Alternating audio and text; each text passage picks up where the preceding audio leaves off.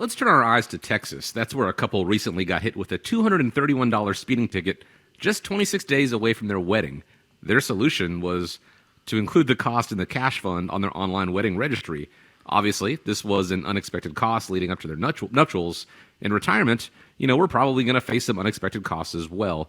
Can you run down what a couple of those might be and how you can help clients stay on track for those unprepared things? Well, I love it that this couple in Texas put their speeding ticket on their wedding registry. I'm trying to think, last month in the month of October, my wife and I, we celebrated our 23rd anniversary, and I was going back in my mind thinking 23 years ago, walking through, Kohl's and Target, and you used a little zapper on putting all those things on your wedding list. And, how fun it was to open up all those cool things. I don't know if you have any good things that were on your wedding registry, but, things like the family things that you'd get, like the toasters and everything was pretty neat. But it's kind of interesting that these people put their speeding ticket on there.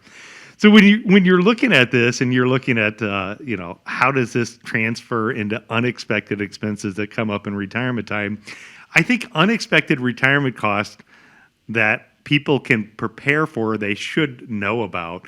So we'll work with somebody and we'll develop a financial plan for them. And in developing that financial plan, what we'll start with is the facts that we know. Right. So the facts that we know is we know how much your living expenses are. We know how much you need for food and transportation and groceries. We know what it costs for you to live. Those are your expected expenses. And the mistake here that somebody could make is not planning for those unexpected expenses that come up along the way, because they're going to come up along the way. And if you plan for them now, you're going to be so much better off.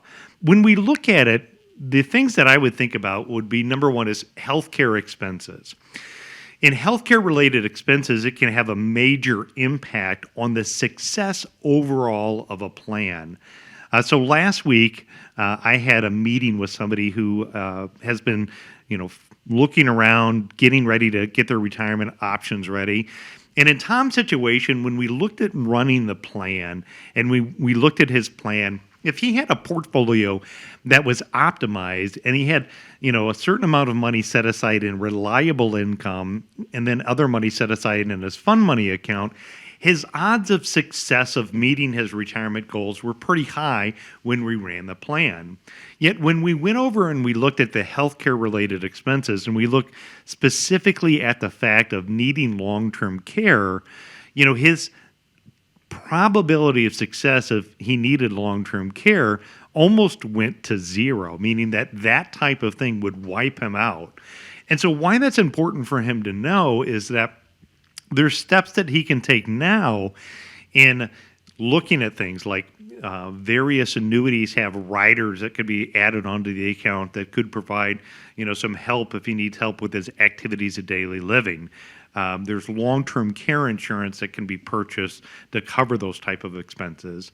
There's life insurance that has an accelerated benefit that allows you to take those benefits while you're alive if you have some type of critical or chronic illness. There's legal strategies to protect your assets, as long as you follow the rules and plan ahead. But knowing what those unexpected expenses are allows us to make a much better educated decision about what choice is right with Tom while there's not a crisis. We will still have people that will come to our office and they'll say that, unexpectedly their loved one ended up in a nursing home. And now, at $10,000 a month, it's not going to be very long until they go through their life savings.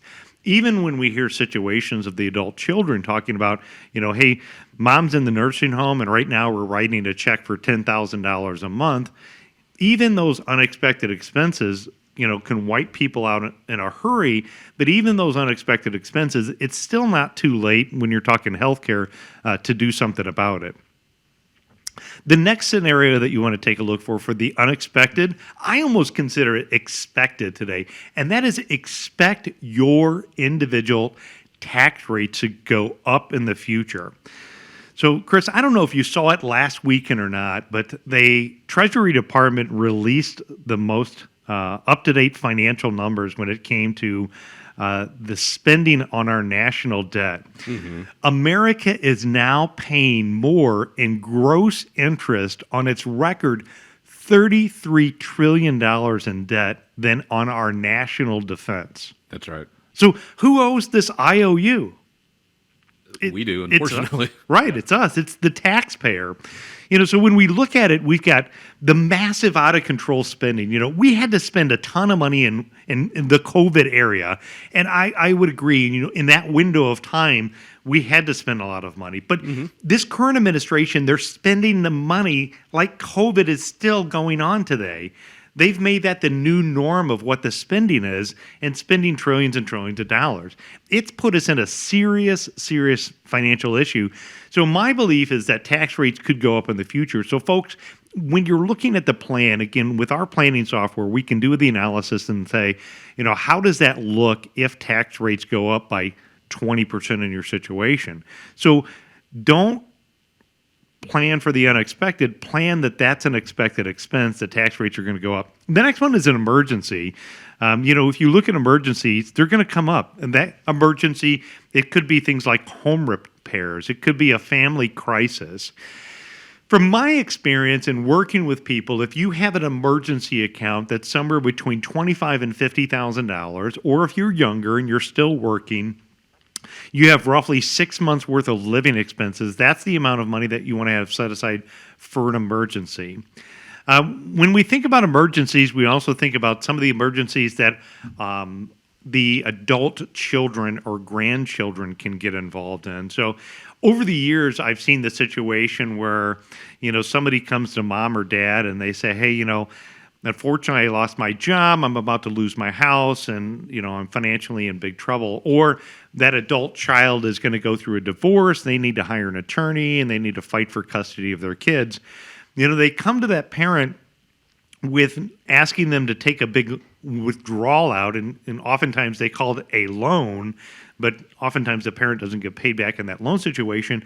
So before those unexpected things come up, and before you take money out to help a child or a grandchild with their crisis, you need to really have a conversation with your financial advisor and look at the impact that could have on the success of your overall plan.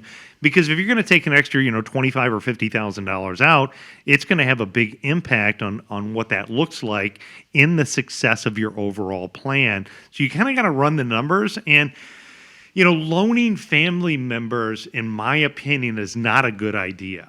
The last thing you want to do is come to Christmas time and your one son who you loaned money to is there buying Christmas gifts for your grandkids, and you feel mad or frustrated because how can they spend money on decorating for the holidays when they owe you money? So in my opinion, when you look at unexpected expenses, think about it, and only for loved ones or family members, only gift them money if you financially can, without that expectation that it's a loan and they're going to have to pay you back. If they do pay you back, great. But the last thing I want you to do is go over there at Thanksgiving or Christmas time and have this hard feeling because that child has a loan out. Mm-hmm. The other thing that you want to take a look at is you want to look at the unexpected loss of a spouse. When you look at the unexpected loss of a spouse, the big impact here is two things. One is you're usually going to have a loss of one of the Social Security. So that spouse is typically going to spend similar income after one spouse passes away. They've got their lifestyle adjusted. They're used to what they're normally used to. Maybe there's only one car versus two, but that loss of income for that surviving spouse can be a big impact. But the second thing, go back to what I was saying earlier about taxes. And when you look at taxes, the tax rates for Social Security taxation and the income tax brackets for an individual are higher as well. And so that surviving spouse that's left over could get put into a situation where they can end up with higher taxes.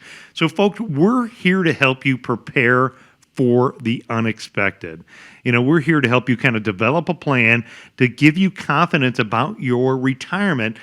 So when the normal things in life happen, you know what the probability of success is. But when these unexpected things come up, you've already got a plan in place. So let's take the unexpected out of your retirement.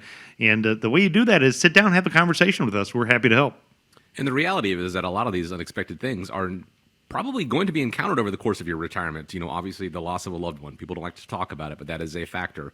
The possibility, probability of long-term care is something that more and more people are encountering these days. Taxes. Of course, taxes are going to be a major factor in retirement. We don't necessarily know when these things are going to happen, but we know that they're going to. So having a plan that takes these on, as well as all the other unforeseen things, starts with having that conversation. 419-794-3030 is how you start that conversation, sitting down with the team at America's Retirement Headquarters. 419-794-3030. You can also find them on the web, arhq.com.